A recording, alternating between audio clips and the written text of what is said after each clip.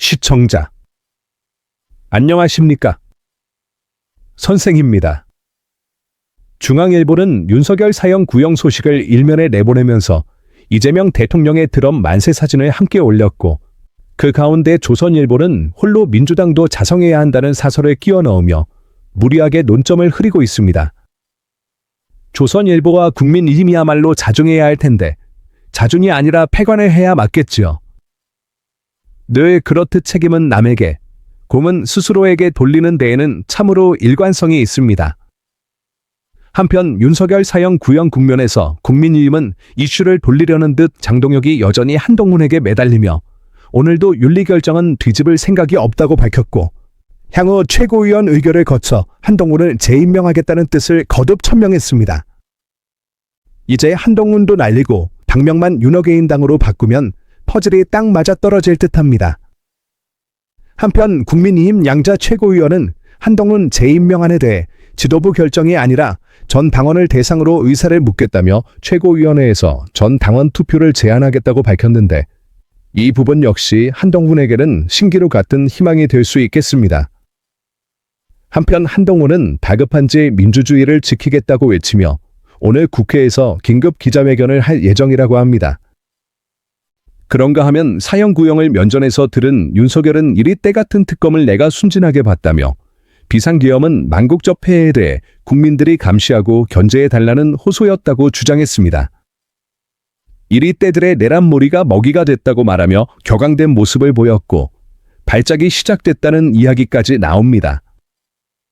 관선 해설에서는 이제 망상에서 좀 깨어나라, 이리 때는 너의 변호인들이며 너는 지금 그 이리 때들에게 속고 있다는 평가가 이어졌습니다.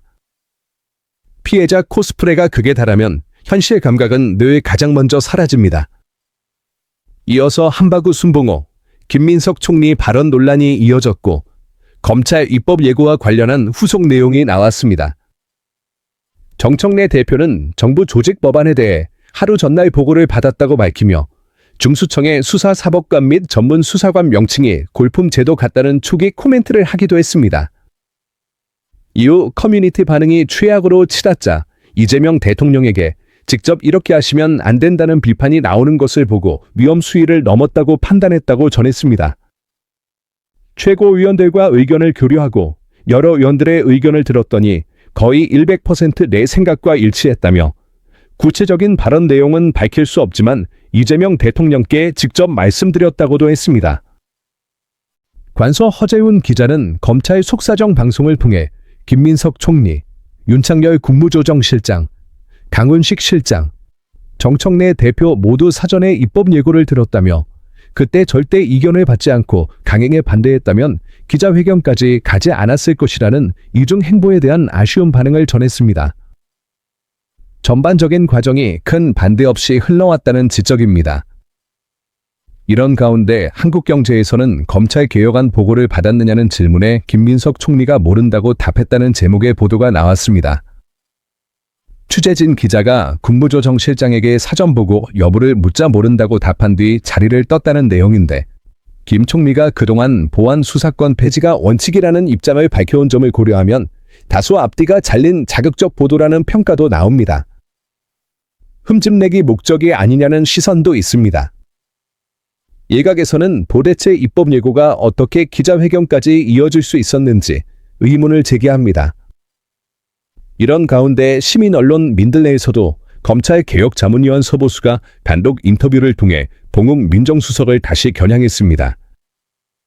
봉욱 민정수석이 대통령의 눈과 귀를 가리고 검찰 개혁을 사실상 좌초시키는 역할을 하고 있는 것 아니냐는 지적입니다.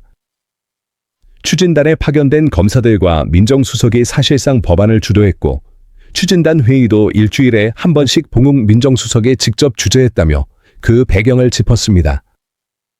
일부 자문위원들은 추진단이 자문위원들을 들러리로 세우고 검찰에 유리한 법안을 발표했다며 조만간 거취를 표명할 예정이라고 합니다. 개혁이라는 이름으로 포장된 구태는 언제나 가장 익숙한 얼굴로 돌아옵니다. 여러분들 이 사안을 어떻게 생각하십니까? 여러분들의 견해를 댓글로 많이 남겨주시기 바랍니다. 감사합니다.